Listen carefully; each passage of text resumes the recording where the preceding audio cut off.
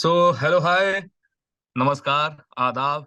मैं फिर से जुड़ गया हूँ आरजे अर्पित आपके साथ नावा के रेडियो के सीजन 2 में। और आज का जो हमारा सेशन है वो और भी ज्यादा खास होने वाला है, क्योंकि आज हम बात करने वाले हैं एक सीरियस टॉपिक पर, जिस टॉपिक का नाम है मेंटल हेल्थ।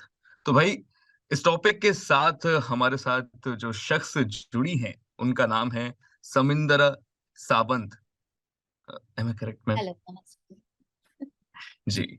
तो मैम, आपका स्वागत है। और मैम, सबसे पहले आपके इंट्रोडक्शन से शुरुआत करते हैं और जी, आपकी जर्नी के बारे में जानते हैं। जी, बिल्कुल। तो मैं अपने बारे में बताऊँगी। मैं एक साइकोलॉजिस्ट हूँ। मैंने बॉम्बे यूनिवर्सिटी से क्लिनिकल साइकोलॉजी ये विषय लेकर पोस्ट ग्रेजुएशन किया है। और दिशा काउंसलिंग सेंटर नाम की एक मानसिक स्वास्थ्य की संस्था है, जो मुंबई शहर में दादर में बसी हुई है। उसकी मैं को-फाउंडर हूँ। और पिछले 25 सालों से हम मानसिक आरोग्य के क्षेत्र में काफ़ी काम कर रहे हैं। इसके साथ-साथ मैं एक स्कूल के साथ भी जुड़ी हुई हूँ। जैसे कि हम जानते हैं कि कई बार बच्चों को अलग-अलग तरह की मानसिक तकलीफ़ें होती है।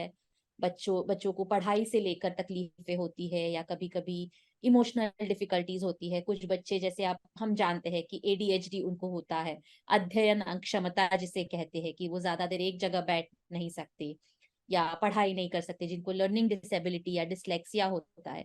इन सारे बच्चों को स्कूल में दूसरे बच्चों के साथ एक साथ जुड़ के लेना, ये जो इसे इंक्लूजन कहते हैं, कि सबको साथ लेके चलना है। इस एरिया में मैं स्कूल्स की मदद करती हूँ। तो ये मेरा ब्रीफ प्रोफाइल है। Okay ma'am. अच्छा मैम, सबसे पहले मैं जिस मतलब विषय पे बात करना चाहूँगा वो ये है कि हमारे इंडिया में आज भी मतलब जितने हम आगे बढ़ रहे हैं, जितने लोग शिक्षित हो रहे हैं और समझदार हो रहे हैं, वहीं कुछ लोग अभी भी रूढ़िवादियों में फँसे हुए हैं। और बहुत सारे जड़ उनके अंदर ऐसी बसी हुई है कि वो उस चीज़ से निकल नहीं पा रहे। अब वो मेंटल हेल्थ को भी एक पागलपन बनाकर रखे कि मतलब भाई, बिल्कुल। अगर कोई साइकोलॉजिस्ट के पास जा रहा है तो वो पागल है। इस चीज़ का जो हौवा बनाकर रखा है हमारे देश में, मैं उस जी, विषय पर बात करना चाहूँगा कि आप क्या कहेंगे उसके बारे में? जी, आपने बिल्कुल सही बात कही है। हम देखते हैं कि जब किसी भी प्रकार की मानसिक बीमारी होती है या मानसिक तकलीफ होती है, तो ज़्यादातर लोग बहुत प्रोफ़ेशनल्स को अप्रोच करते हैं।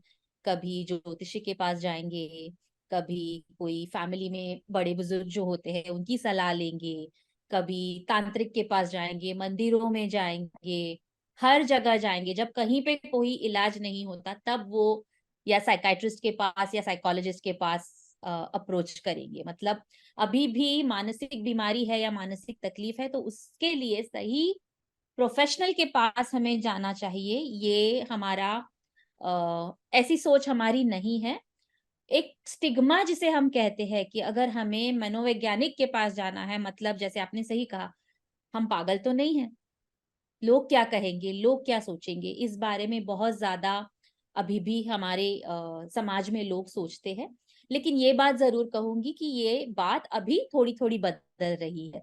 जो आज की युवा पीढ़ी है, आज के इवन जो बच्चे हैं, वो ये कहने में हिचकिचाते नहीं कि मुझे तकलीफ हो रही है, मुझे एंग्ज़ायटी हो रही है, या मैं काफ़ी अ, दुखी महसूस कर रहा हूँ, मुझे थेरेपिस्ट के पास लेके चलो या मुझे साइकोलॉजिस्ट के पास लेके चलो। तो ये बदलाव डेफ़िनेटली हमें दिख रहा है युवा पीढ़ियों में। जो हमारे सीनियर या बुज़ुर्ग पीढ़ी है, वह वहाँ पे अभी भी हिचकिचाहट होती है, संकोच होता है किसी मनोवैज्ञानिक के पास जाने के लिए।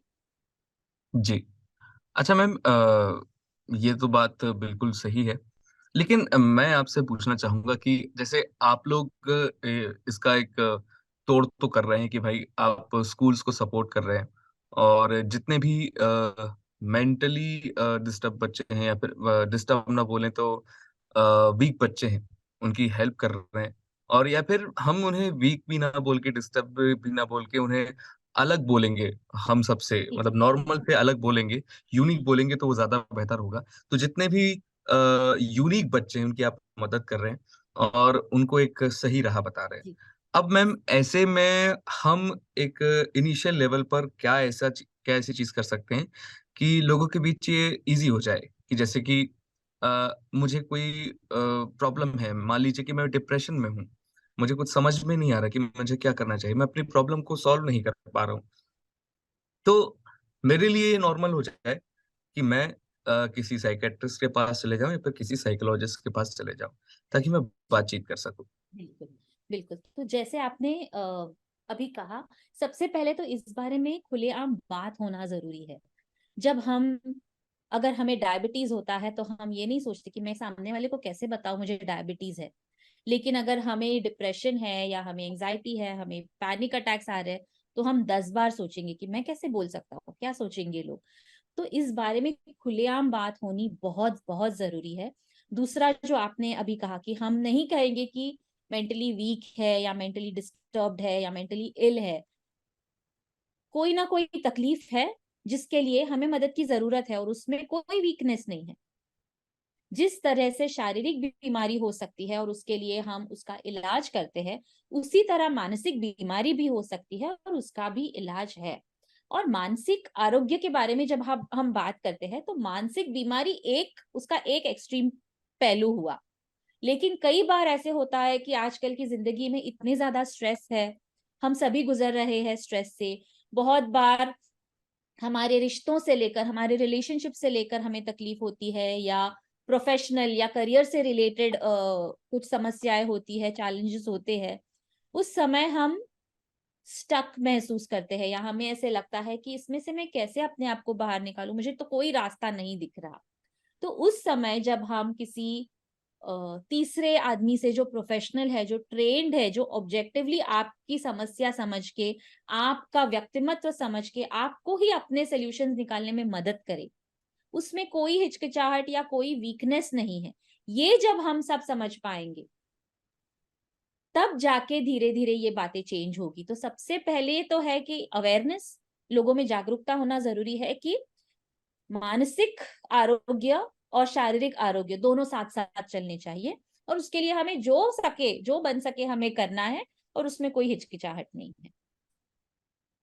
अच्छा मैम, जैसे कि हमारी जो पर्सनैलिटी होती है, वो हमें रिफ्लेक्ट करती है कि हमारी विचारधारा क्या है, हमारा बिहेवियर क्या है, या फिर हम लोगों से किस तरह का व्यवहार रखते हैं, उन्हें किस तरह से ट्रीट करते हैं, ये हमारी पर्सनैलिटी को अ,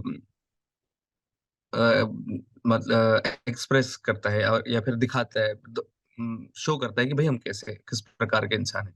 तो मैं आपसे ये पूछना चाहूँगा कि ये कितनी बात सच है कि हमारी पर्सनैलिटी हमारी मेंटल हेल्थ से जुड़ी होती है, और जो हमारी मेंटल हेल्थ या फिर कहें कि पर्सनैलिटी हमारी सराउंडिंग से तैयार होती है। तो अगर हम धीरे-धीरे करके अगर हम अपने आप का या फिर ऐसा कहें कि अगर धीरे-धीरे करके हमारी मेंटल हेल्थ खराब होती है, या फिर हम नॉर्मल भी हैं, या फिर हम थोड़ा-सा डिप्रेस्ड भी हैं, या फिर हमें एंग्ज़ायटी हो रही है, तो ये सारी चीज़ें हमें सराउंडिंग से मिली हुई हैं, जिसके कारण हमें तकलीफ हो रही है। आप मेरा सवाल समझ पा रहे हैं मैं क्या कहना चाह रहा हूँ? जी, आपने बहुत ही उम्दा सवाल पूछा है। इसमें क्या होता है कि इसे हम साइकोलॉजी में नेचर वर्सेस नर्चर कहते हैं। तो साधारणतः ये होता है कि हम सब एक एक विशिष्ट व्यक्तिमत्व लेके पैदा होते हैं।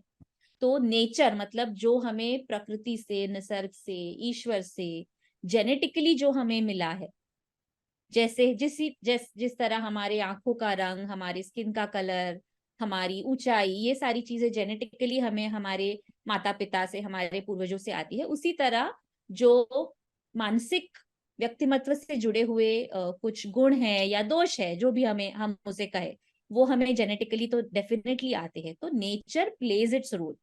लेकिन उसके साथ साथ नर्चर मतलब वातावरण में, कौन से एनवायरनमेंट में हम पले बड़े हैं, हमारे खास करके हमारा जो बचपन रहता है, उस समय हमारा घर का वातावरण कैसे था, हमारे घर में हमारे माता पिता हमसे किस तरह बर्ताव करते थे या एक दूसरे के साथ किस तरह बर्ताव करते थे।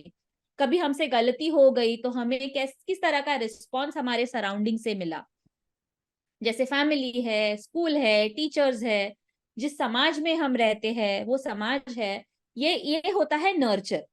तो nature and nurture both play a role.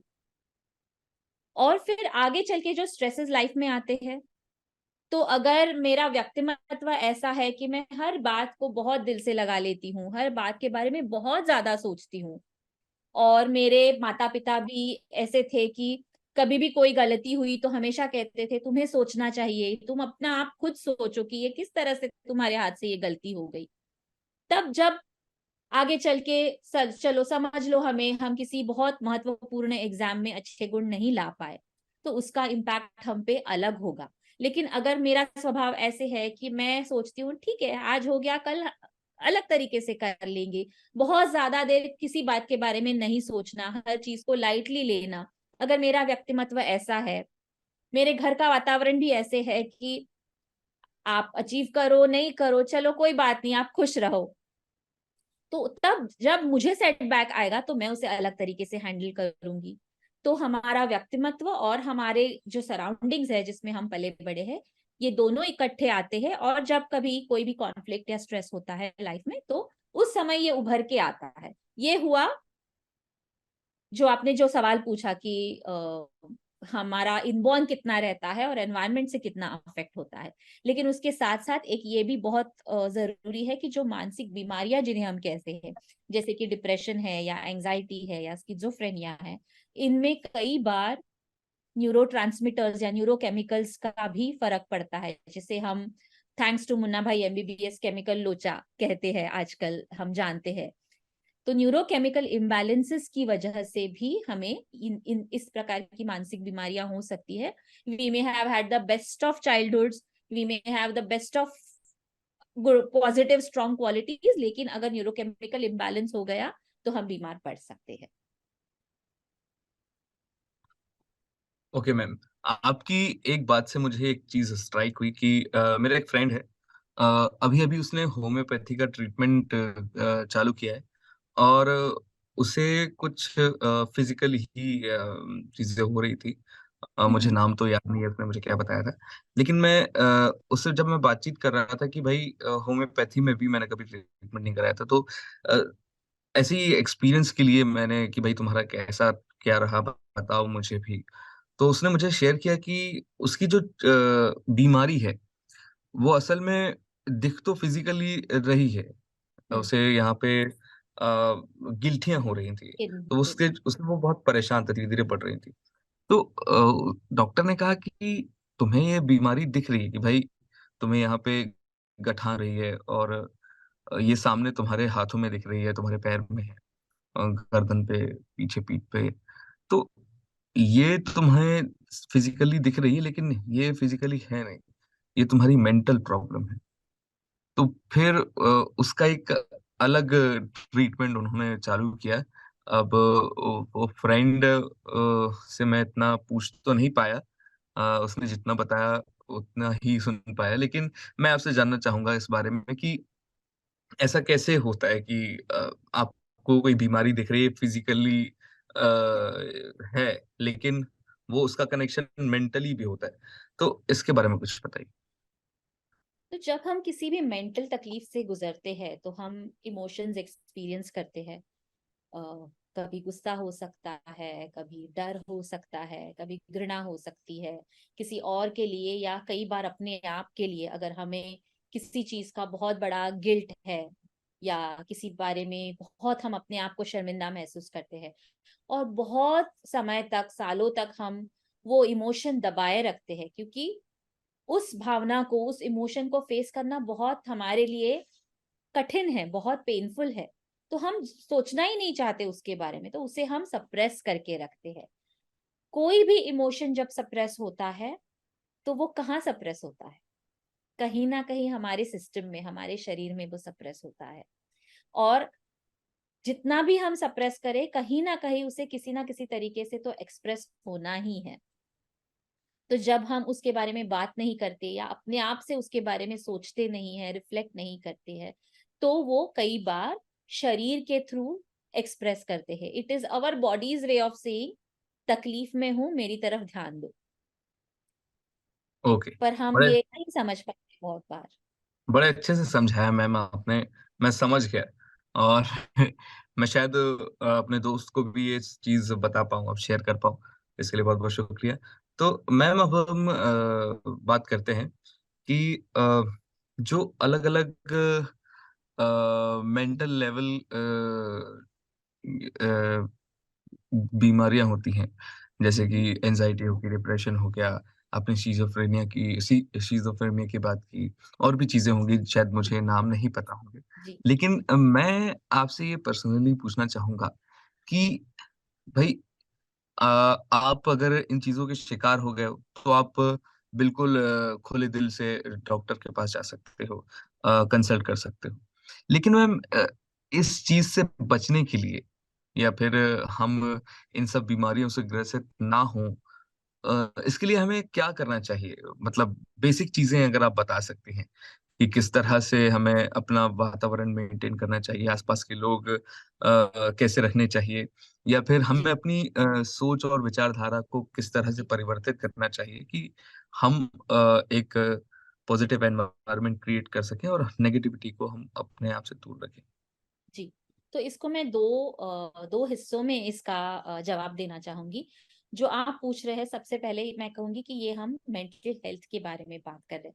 तो मानसिक आरोग्य बनाए रखने के लिए क्या हम कुछ कर सकते हैं? जी हाँ, बहुत सारी चीजें हम कर सकते हैं। अ, सबसे पहले तो ये है कि जो हमारे आसपास के लोग हैं, जो हमारे करीबी लोग हैं, जो जो भी है, हमारे फैमिली के हो या हमारे दोस्त लोग हो, हमारे बच्चे हो, उनके साथ हमें एक बहुत ओपन और पॉजिटिव संवाद बनाए रखना बहुत जरूरी है। कम्युनिकेशन जिसे हम कहते हैं, कि जो भी चीज हमें बॉदर करती है, तकलीफ देती है, उसे हम अगर खुले आम खुले दिल से एक दूसरे के साथ शेयर कर सके, कम्युनिकेट कर सके, तो अंदर के अंदर जो घुटन होती है या अंदर ही अंदर हम बहुत सारी चीजें दबाए रखते हैं, वो अपने आप खुलेआम आ जाएंगी। तो ये बहुत बहुत जरूरी है। दूसरा, अपने मतलब आप कि के लिए। ये सारी चीज़ें अगर हमें कोई प्रॉब्लम है, तो वो प्रॉब्लम सिर्फ़ मतलब अगर हम शेयर करेंगे, तो वो जी। प्रॉब्लम्स हमारे लिए नॉर्मलाइज़ हो जाएँगी। हम यस। उन्हें एक्सेप्ट कर लेंगे कि हाँ, जी ये बिल्कुल। मेरे साथ हो रहा है, तो अगले के साथ भी होता ही है। ये मैं कोई स्पेशल नहीं हूँ। जी। मुझे ऐसा लगता है मैम कि ये यूथ में जो आजकल बहुत ज़्यादा हिट करती है जो चीज़ है, वो है कि व्हाई मी? ऐसा मेरे साथ ही क्यों? मैं ही क्यों अनोखा हूँ? मेरे साथ ही भगवान ने ऐसा क्यों किया? तो ये सब चीज़ें जब आपके दिमाग में हिट करती हैं, तो वो एक लूप की तरह आपके अंदर ही अंदर चलने लगती है। जी उससे ही बिल्कुल। आप अपना एक अलग नेगेटिव ज़ोन तैयार कर लेते हैं। क्या मैं सच कह रहा हूँ, सही कह रहा हूँ मैं? बिल्कुल बिल्कुल। और वाई मी बहुत कॉमन है, हम सभी उस दौरे से गुजरते हैं। कभी ना कभी हमें भी ये लगता है कि ये मेरे साथ क्यों हो रहा है। पर उसका वाई मी का प्रॉब्लम ये है कि जिस क्षण हम वाई मी के सोच में उतर जाते हैं, उस क्षण हम अपने आप की मदद करना बंद करते हैं। क्योंकि हम अपने आप के लिए सॉरी फील करते हैं, और हम इसमें से निकल कैसे सकते हैं उसके बारे में नहीं सोचते, सॉल्यूशंस के बारे में नहीं सोचते। तो वाई मी का जवाब तो सिर्फ भगवान दे सकता है। जब कभी हमें मिलेगा पूछ सकते हैं। लेकिन तब तक अभी ये हो रहा है, तो मैं अपने आप को कैसे मदद करूं, इसमें से निकलने के लिए मैं क्या कर सकता हूँ, क्या कर सकती हूँ, इसके बारे में अगर हम सोचना शुरू करें, तो हमें धीरे धीरे रास्ता दिखाई देगा। One step at a time. हमें कोई पहाड़ एक सेकंड में नहीं चढ़ना है, एक एक स्टेप लेना है, लेकिन धीरे धीरे उस समस्या को, उस चैलेंज को, उस सिचुएशन से बाहर निकलने के लिए हम कोशिश कर सकते हैं। और जैसे मैंने कहा कि हमारा जो सपोर्ट सिस्टम है, उसको रीच आउट कर सकते हैं। हमारे दोस्त है, हमारी फैमिली में कोई ना कोई होगा जिससे हम क्लोज फील कर सकते हैं, करते हैं, जो हमारे लिए एक सेफ इंसान है। उसको रीच आउट कीजिए कि मुझे ये डिफिकल्टी हो रही है, इस तकलीफ से मैं गुजर रहा हूँ। सपोर्ट लेने में, हेल्प लेने में कोई वीकनेस नहीं है, कोई कोई दिक्कत नहीं है उसमें। मैं तो कहूंगी हम हमेशा यही कहते हैं, अगर आपको लगता है कि आपको तकलीफ है और आप कहते हो कि मुझे तकलीफ है, मुझे मदद करो, it requires a lot of courage. ये बोलने में बहुत करेज लगता है। Do it. अच्छा मैम, आखिरी में मैं आपसे एक छोटा-सा मैसेज लेना चाहूँगा, हमारी आज की नई पीढ़ी के लिए, जिससे मैं भी बिलॉन्ग करता हूँ। जी। जी। मतलब मान लीजिए कि आप मुझे कोई मैसेज दे रहे हैं, मैं अपने करियर में एक पॉजिटिव अप्रोच के साथ कैसे आगे बढ़ सकता हूँ और नेगेटिविटी को अपने आप से कैसे दूर रख सकता हूँ? दो चीजें कहूंगी मैं, बहुत ब्रीफ में। एक तो जिंदगी में उतार चढ़ाव आते रहेंगे, गुड टाइम्स बैड टाइम्स आते रहे। मुझे लगता है कि हम पैंडेमिक ने हमें दिखा दिया कि हम कितना भी प्लान करें, कितना भी सोचे, ऐसी चीजें आ सकती है जिंदगी में जिसके सामने हम कुछ नहीं कर सकते। तो हमें क्या करना है कि मैं क्या, जो मेरे कंट्रोल में क्या है, इसमें से मैं अपने आप को कैसे मदद कर सकता हूँ, उस पर फोकस करें। जो हमारे कंट्रोल में नहीं है उसके बारे में अपने आप को स्ट्रेस देने में कोई मतलब नहीं है। जो हमारी सपोर्ट सिस्टम है उसे बनाए रखे, सही तरीके से उस प्रॉब्लम को सॉल्व करने की कोशिश कीजिए। जो सही प्रोफेशनल है उस सिचुएशन के लिए, उस प्रॉब्लम के लिए, उसे अप्रोच कीजिए और उस हिसाब से धीरे धीरे अपने आप को बाहर निकालिए। दूसरी बात ये कहूंगी, पॉजिटिव अपने आप को रखने का मतलब ये नहीं है कि हम सच्चाई का सामना नहीं करते हैं। अगर हमारे साथ कुछ बुरा होता है या कुछ हमने कुछ एक्सपेक्ट किया था और उस तरीके से चीजें नहीं हुई, तो बुरा तो लगेगा। तो हम अपने आप को सच्चाई से नहीं पर्याप्त रख सकते, लेकिन उसके साथ साथ इसमें से क्या सीख मिली है और अभी फिर से दोबारा ये बात मेरे साथ ना हो, उसके लिए हम क्या कर सकते हैं। तो हमेशा फोकस इस बात पे रखें कि मैं क्या कर सकता हूँ, मैं क्या कर सकती हूँ, उस पे फोकस करें। और दूसरी बात, जैसे मैंने कहा कि ये हुई मानसिक आरोग्य और स्वास्थ्य की बात, लेकिन मानसिक बीमारी, अगर हमें कोई डिसऑर्डर होता है या इलनेस होता है, उसके लिए हमें राइट ट्रीटमेंट लेना बहुत जरूरी है। साइकोलॉजिस्ट से मिलिए।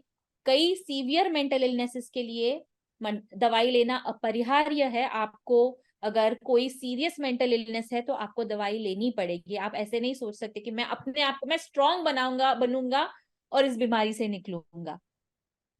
Where we need help, we need to take that help. ये दोनों चीजें अगर हम बैलेंस कर पाए तो डेफिनेटली हम कोई भी चैलेंज का सामना करने के लिए पूरी तरह से जुट सकते हैं। मैम बहुत-बहुत धन्यवाद आपका। मुझे ऐसा लगता है कि पहली बार मैंने किसी शख्स से मेंटल हेल्थ पे इतना ब्रीफ डिस्कशन किया और मुझे पर्सनली बहुत अच्छा फ़ील हुआ। मुझे ऐसा मुझे ऐसी उम्मीद है कि हमें जितने भी लोग सुन रहे होंगे और जितने भी लोग हमें अभी सपोर्ट कर रहे होंगे, उन्हें भी हमें सुन के बहुत अच्छा लगा होगा और उन्हें भी काफ़ी चीज़ें जानने को मिली होगी आपके ज़रिए। तो आपका बहुत-बहुत धन्यवाद मैम और आप ऐसे ही कार्यरत रहिए अपने क्षेत्र में और भाई भारत को ऐसे ही लोगों की बहुत ज़रूरत है, तो आप ऐसे ही कार्य करते रहेंगे, हमारा भारत वैसे ही महान रहेगा। तो थैंक थैंक यू आपके आई। लिए बहुत-बहुत दिल से सैल्यूट मैम। थैंक बहुत-बहुत शुक्रिया हमारे शो में आने के लिए। Thank you. Thank you so much. It was a pleasure.